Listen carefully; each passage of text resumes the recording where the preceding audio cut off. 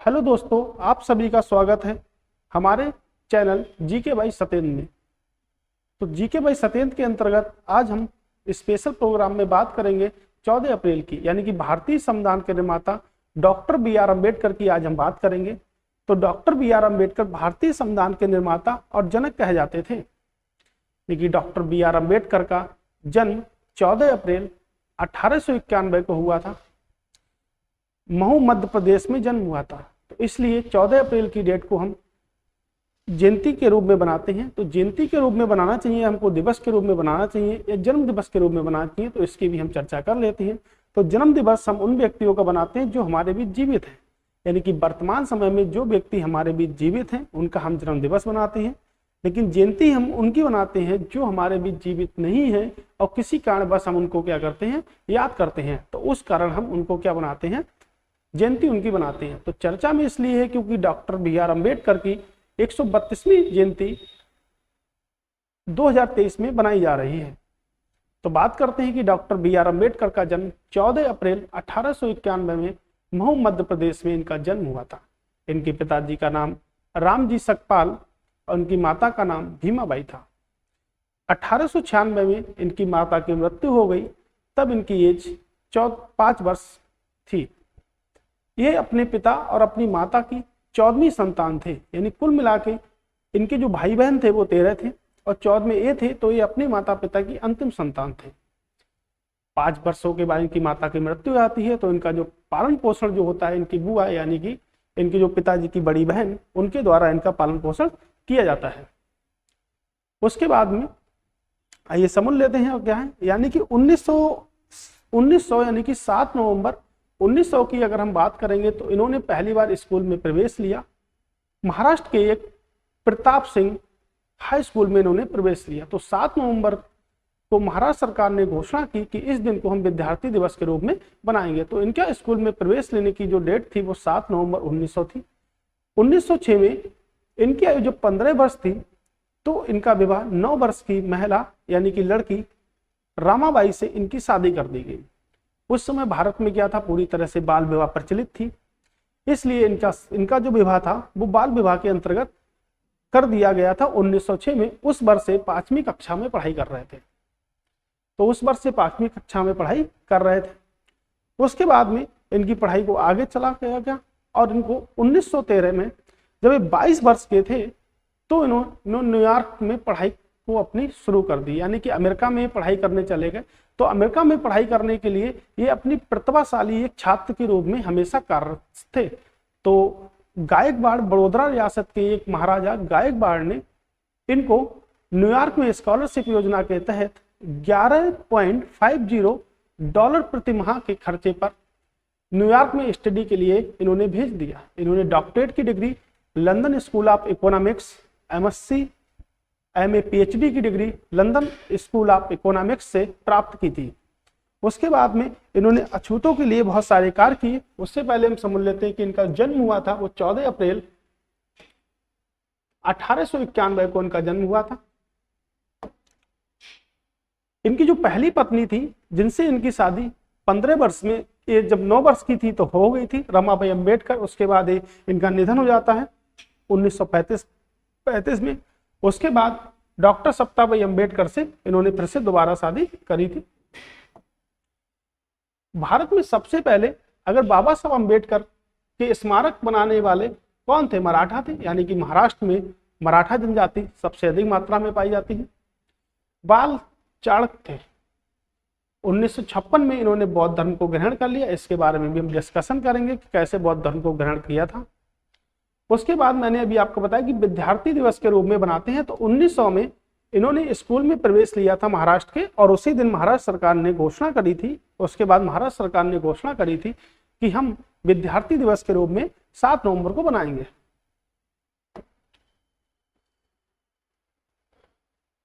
उन्नीस सौ 13 में अंबेडकर 22 वर्ष की आयु में संयुक्त राज्य अमेरिका चले गए और वहां उन्होंने सयाजी राव गायकवाड़ तृतीय द्वारा स्थापित एक योजना के अंतर्गत न्यूयॉर्क में, यानी कि यूएसए की बात की जा रही है, न्यूयॉर्क नगर में, United States of America, New York नगर में कोलंबिया विश्वविद्यालय में स्नातकोत्तर शिक्षा के अवसर प्रदान करने के लिए 3 वर्ष के लिए 11.50 प्रति डॉलर प्रति माह के खर्च पर बड़ौदा राज्य की छात्रवृत्ति प्रदान की गई, जिन्होंने अपनी ये चर्चा पूरी तरह से एक आत्मकथा वेटिंग फॉर ए वीजा में की थी। यानी कि भीमराव अंबेडकर की आत्मकथा है और भीमराव अंबेडकर कहते थे कि छुआछूत गुलामी से भी बदतर है, यानी कि छुआछूत जो है वो गुलामी से भी बदतर है। अब हम बात करते हैं कि इन्होंने जो अछूत लोग थे जिनको शिक्षा का ज्ञान कराया, दलित वर्गों के लोगों को शिक्षा का ज्ञान कराया, उनकी सामाजिक स्थिति को सुधारा इन्होंने, और उनके लिए कई सारे रिफॉर्म भी किए थे। यहाँ पर तो रिफॉर्म इतने सारे करे थे, इसीलिए हम इन्हें दलित जाति का समाज सुधारक के नाम से भी जानते हैं, डॉक्टर BR अम्बेडकर को। तो उन्होंने एक सभा बनाई थी जो भारत में पहली सभा बनी थी दलितों यानी कि अछूतों के लिए, एक सभा बनी थी जिसका नाम था बहिष्कृत हितकर्णी सभा। ये अछूतों से संबंधित पहली पत्रिका थी जिसमें अछूतों के सामाजिक आर्थिक चीजों को क्या करा गया, विस्तार से बताया गया। उसके बाद में इन्होंने एक पत्रिका निकाली जिसको कहते हैं मूकनायक। उसके बाद एक पत्रिका और थी जिसको हम कहते हैं बहिष्कृत भारत। उसके बाद में इन्होंने प्रबुद्ध भारत नाम से एक पत्रिका निकाली।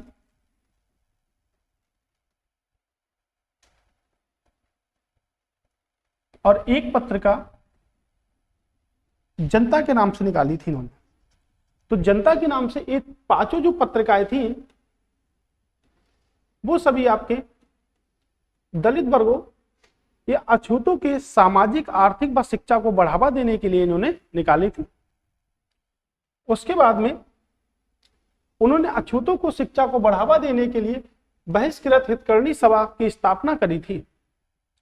1925 में उन्होंने बंबई प्रेसिडेंट समिति ने सभी यूरोपीय सदस्यों वाले साइमन कमीशन में काम करने के लिए नियुक्त किया गया, यानी कि सभी सदस्य में क्या थे, यूरोपीय थे, और साइमन कमीशन में क्या था, काम करने के लिए इन्हें नियुक्त किया गया था। तो साइमन कमीशन जो था वो 8 नवंबर 1927 को स्थापित हुआ था और 3 फरवरी 1928 को भारत में बंबई आया था। साइमन कमीशन का मुख्य उद्देश्य था प्रशासनिक सुधारों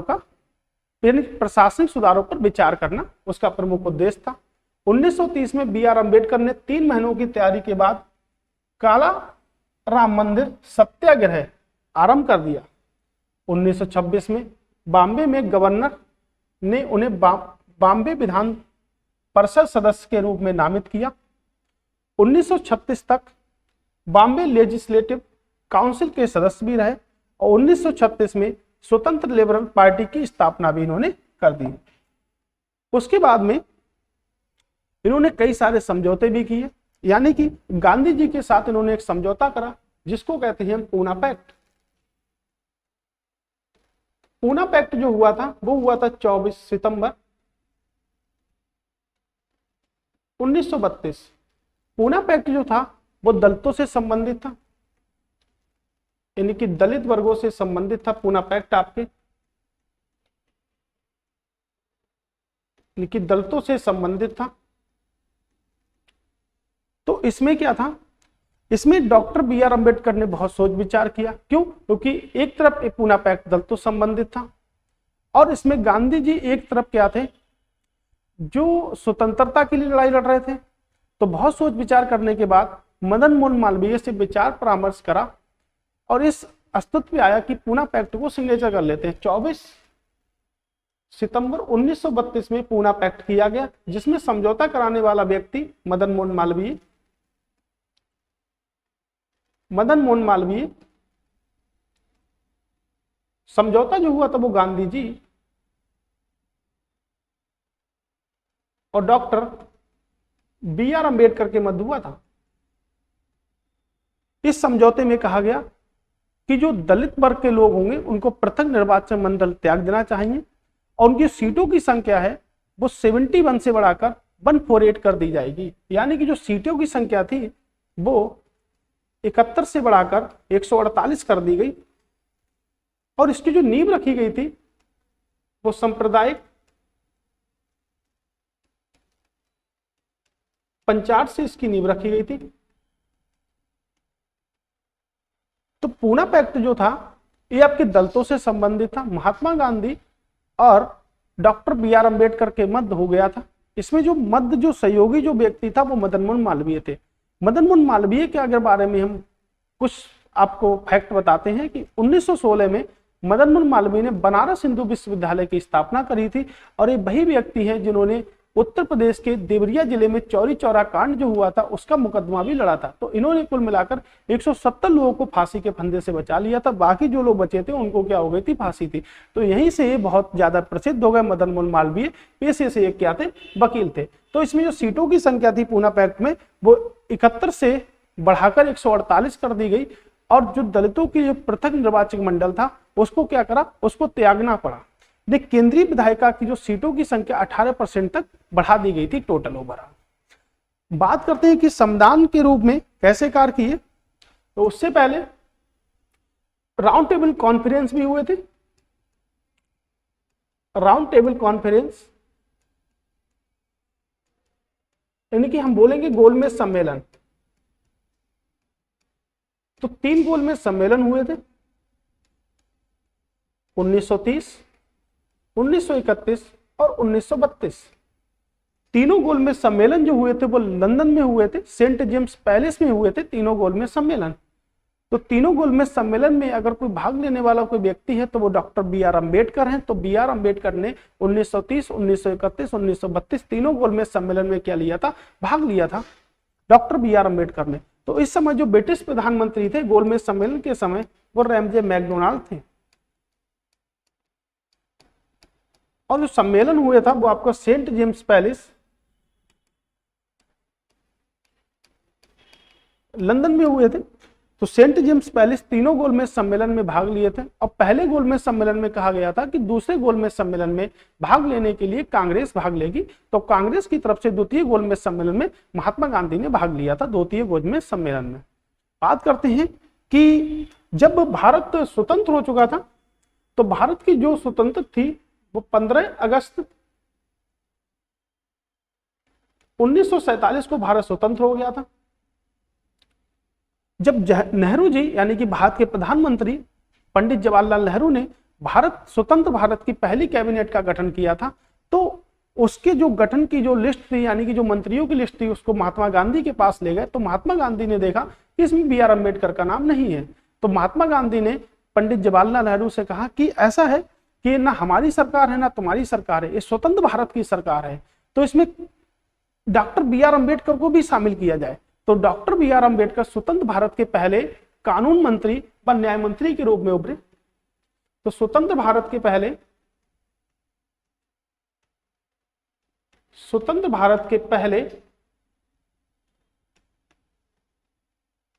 न्याय मंत्री व कानून मंत्री बने। जब भारत स्वतंत्र हो गया था तो भारत का संविधान का निर्माण भी करना था। तो 29 दिन के बाद एक समिति बना दी गई, 14 दिनों के बाद एक समिति बना दी गई जिसकी स्थापना 29 अगस्त 1947 को हुई थी। यानी कि भारत स्वतंत्र होने के 14 दिन के बाद एक कमेटी का गठन किया गया। 14 दिनों के बाद एक कमेटी का गठन किया गया जिसको हम मसौदा समिति, प्रारूप समिति या ड्राफ्टिंग कमेटी के नाम से जानते हैं। यानी कि ड्राफ्टिंग कमेटी या हम इसको बोल सकते हैं मसौदा कमेटी, मसौदा समिति, या हम इसको जो बोलते हैं हम बोलते हैं प्रारूप समिति। यानी कि प्रारूप समिति में कुल मिला के जो सदस्यों की संख्या थी तो 1 अध्यक्ष थे और 6 उसके सदस्य थे। तो कुल मिला के सदस्यों की संख्या थी वो 1 + 6 यानी कि 1 और 6 यानी कि टोटल मिला के 7 सदस्य थे। इसमें कुछ सदस्य अभी हम इसकी चर्चा करेंगे। तो इसका जो गठन हुआ था वो 29 अगस्त 1947 को हुआ था। भारतीय संविधान के जनक डॉक्टर बी.आर. अम्बेडकर ने कुल 60 देशों के संविधान का अध्ययन किया और प्रारूप समिति की कुल मिलाकर 160 से अधिक बैठकों को लॉन्च किया, जिसमें कहा गया कि भारत संविधान बनाया जाएगा। और भारत का संविधान बनकर तैयार हुआ था। तो भारत का संविधान बनने में 2 वर्ष 11 माह 18 दिन का समय लग गया था। तो पूरी तरह से जो भारत का संविधान था वो 26 नवंबर 1949 में बनकर तैयार हो गया। अब बात करते हैं प्रारूप समिति की। तो प्रारूप समिति में कुल मिलाकर 7 सदस्य थे, जिसमें एक अध्यक्ष थे, 6 सदस्य थे। इस समिति में एक व्यक्ति टी कृष्णामाचारी भी थे। इन्होंने अपने स्टेटमेंट में कहा है कि डॉक्टर बी.आर. अम्बेडकर को पूरी तरह से प्रारूप समिति का सदस्य माना भी जाएगा और अध्यक्ष, यानी कि पूरी तरह प्रारूप समिति बनाने का जो श्रेय प्राप्त है डॉक्टर बी.आर. अम्बेडकर को है, क्योंकि जब प्रारूप समिति का गठन हो रहा था तो उस समय में उस समिति का सदस्य भी था, लेकिन एक सदस्य उसमें से थे उनकी क्या हो गई, मृत्यु हो गई। और एक सदस्य क्या थे, उन्होंने इस्तीफा दे दिया। एक सदस्य अमेरिका चले गए और 2 सदस्य दिल्ली में रहे, यानी कि सदस्यों का था जो आना जाना लगा रहा। और एक व्यक्ति जो था जो हमेशा डटा रहा, यानी कि समिति को बनाने में, जिनका नाम था डॉक्टर बी.आर. अम्बेडकर। इसीलिए भारतीय संविधान का निर्माता हम डॉक्टर बी.आर. अम्बेडकर को कहते हैं। तो एक व्यक्ति जो लगातार काम करता रहता है और एक व्यक्ति लगातार काम नहीं करता है, तो आज भी दुनिया गवाह है कि जो व्यक्ति लगातार काम करता है वो क्या होता है, वही बनेगा भारत का निर्माता। यानी कि अगर हमको राजा बनना है तो हमको गुलाम की तरह मजदूरी करनी होगी, यानी कि हमको राजा बनना है तो गुलाम की तरह मजदूरी करनी होगी या गुलाम की तरह मेहनत करनी होगी, तभी हम क्या बन सकते हैं, राजा बन सकते हैं। ऐसे थे हमारे डॉक्टर बी.आर. अम्बेडकर। तो टोटल मिला के इतनी सारी मेहनत करी और ड्राफ्टिंग कमेटी को एक उच्च लेवल का दर्जा प्रदान किए, और ड्राफ्टिंग कमेटी के द्वारा ही 26 नवंबर 1949 को भारतीय संविधान बनकर पूरी तरह से तैयार हो गया था। तो भारतीय संविधान को बनाने में जो सबसे प्रमुख योगदान है वो आपके डॉक्टर बी.आर. अम्बेडकर का है। और डॉक्टर बी.आर. अम्बेडकर ने जो भारतीय संविधान का कैलीग्राफर डॉक्टर प्रेम बिहारी नारायण, जिन्होंने भारतीय संविधान का सुलेखक या कैलीग्राफर जिनको कहा जाता है, प्रेम बिहारी नारायण से जब पूछा गया कि संविधान लिखने के लिए आप क्या ऑफर लेंगे, तो उन्होंने कहा कि मुझे कोई भी ऑफर नहीं चाहिए, मुझे सब इतना चाहिए कि मैं हर पेज पर अपना नाम और लास्ट वाले पेज पर अपने दादाजी का नाम लिखेंगे। क्योंकि जब प्रेम बिहारी नारायण का जन्म होता है तो बचपन में ही उनके जो माता पिता होते हैं उनकी मृत्यु आती है, तो उनका जो लालन पालन करते हैं वो उनके दादाजी करते हैं। तो भारतीय संविधान का जो कैलीग्राफर है वो आपके प्रेम बिहारी नारायण है। और भारतीय संविधान के अगर जनक की बात करेंगे तो डॉक्टर बी.आर. अम्बेडकर हमारे भारतीय संविधान के क्या है, जनक है। तो डॉक्टर बी.आर. अम्बेडकर जो थे, इनका जो स्वास्थ्य था वो 1950 से लेके 1954 तक बहुत ज्यादा खराब था। 1947 में स्वतंत्र भारत की पहली कैबिनेट में कानून व न्याय मंत्री के रूप में प्राथमिकता प्रदान की गई। 1951 में इन्होंने क्या करा, हिंदू कोड बिल के कारण मंत्रिपरिषद से इस्तीफा दे दिया। यानी कि 1951 में इन्होंने मंत्रिपरिषद से इस्तीफा दे दिया। उसके बाद में 1950 से 1954 के मध्य इनका स्वास्थ्य भी बहुत ज्यादा खराब था। 1950 में ये बौद्ध धर्म की ओर प्रेषित होने लगे थे। तो इन्होंने अपनी जो आत्मकथा है, यानी कि वेटिंग फॉर ए वीजा में कहा है कि मैं बुद्ध धर्म के ऊपर एक पुस्तक लिख रहा हूं, वो पुस्तक की समाप्ति के बाद मैं अपने आप का समर्पण बौद्ध धर्म में कर दूंगा। तो इसी के कारण 1956 में बौद्ध धर्म को ग्रहण कर लिया।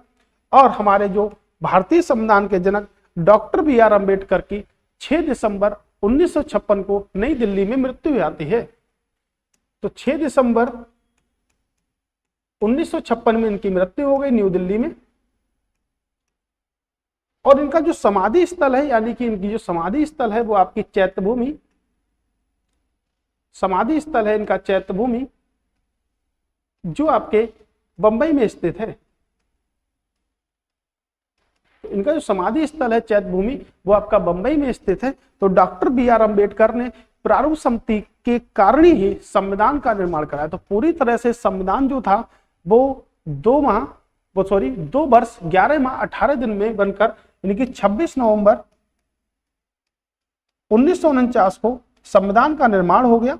और 26 जनवरी 1950 से पूरी तरह से संविधान क्या कर दिया गया था, भारत में लागू कर दिया था। तो ऐसे थे हमारे डॉक्टर बी आर अम्बेडकर को, जिनको उनकी मृत्यु के उपरांत यानी कि मरणोपरांत 1990 में भारत का सर्वोच्च राष्ट्रीय सम्मान भारत रत्न से सम्मानित किया गया। तो भारत रत्न 1990 में डॉक्टर बी आर अम्बेडकर को प्रदान किया गया था।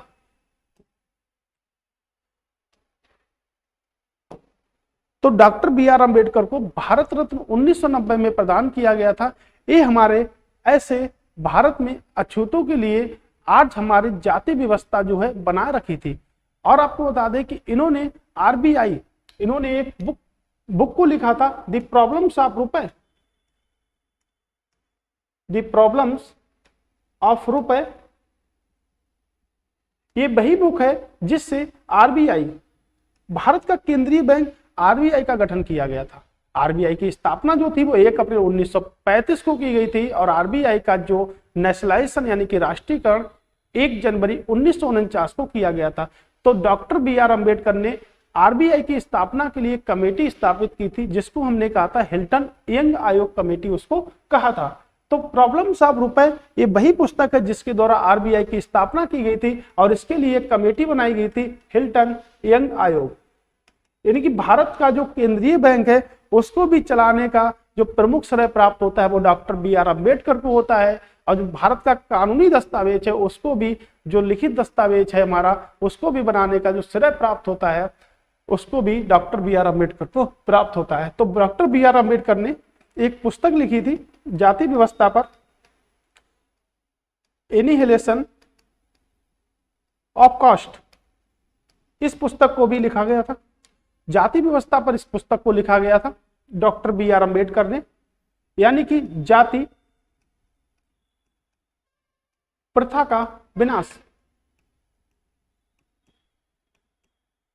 तो जाति प्रथा का विनाश, इस पुस्तक को भी डॉक्टर बी आर अम्बेडकर ने लिखा था। आज में जो हमारी हिंदू महिलाएं, जरूरी नहीं कि वो दलित महिलाएं, पूरी भारत की जितनी भी हिंदू महिलाएं हैं उनको पढ़ाई लिखाई का अधिकार दिलाने वाला एक ही व्यक्ति है जो है डॉक्टर बी आर अम्बेडकर। अगर इस दुनिया में डॉक्टर बी आर अम्बेडकर ना होते तो जो महिलाएं हैं वो आज घरों में काम कर रही होती, यानी कि पढ़ाई तो महिलाएं नहीं कर रही होती। तो डॉक्टर बी आर अम्बेडकर ने महिलाओं को शिक्षा का अधिकार दिलाया, अपने दलित जाति में भी शिक्षा का अधिकार दिलाया। कुएं से पानी पीने का हक भी नहीं था, यानी किसी के साथ बैठने का भी हक नहीं था। ऐसे थे हमारे डॉक्टर बी आर अम्बेडकर के लिए। तो डॉक्टर बी आर अम्बेडकर की 132वीं जयंती पर उनको हार्दिक शुभकामनाएं। तब तक के लिए धन्यवाद। कल मिलते हैं स्पेशल क्लास में आप सभी के साथ। Thanks for watching. ये हमारा यूट्यूब चैनल है जिसका नाम है जीके बाय सत्येंद्र। तो आप सभी इस पे स्पेशल टॉपिक आपका आता है, जिस किसी व्यक्ति की यानी कि जिस डेट की सबसे अधिक चर्चा की जाती है, भारतीय इतिहास में हो गया या भारतीय संविधान में हो गया। तो इतिहास यानी किसी व्यक्ति को अपने शरीर की मजबूती प्रदान करने के लिए या दुनिया को देखने के लिए एजुकेशन इज टूल, यानी कि एजुकेशन एक वो हथियार है जिससे आप भगवान की भी प्राप्ति कर सकते हैं। तो एजुकेशन बेस्ट पावरफुल टूल, यानी कि एजुकेशन एक ऐसा हथियार है जिससे हम परमात्मा की भी प्राप्ति कर सकते हैं। तो सभी लोगों को पढ़ना चाहिए। स्टेटमेंट भी दिया था कि शिक्षा उस श्रेणी का दूध है जो जितना पिएगा उतना ही दहाड़ेगा। ये स्टेटमेंट देने वाले व्यक्ति हैं हमारे डॉक्टर बी आर अम्बेडकर। तो तब तक के लिए जय हिंद, जय भारत। तब तक के लिए धन्यवाद।